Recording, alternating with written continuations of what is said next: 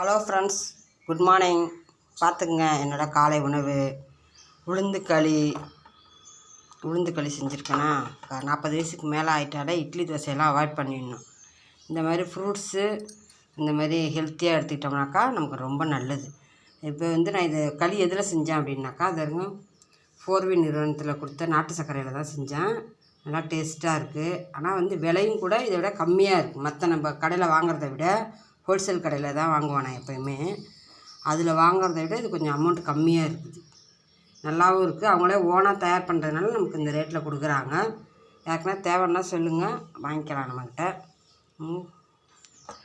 காலைல உளுந்து களி எடுத்துக்க போகிறேன், ஒரு ஃப்ரூட்ஸ் எடுத்துக்க போகிறேன். இதான் என்னுடைய காலை உணவு. ஓகேங்களா? நீங்களும் இதேமாரி சாப்பிடுங்க, ஹெல்த்தியாக இருங்க. ஓகே ஃப்ரெண்ட்ஸ், பாய்.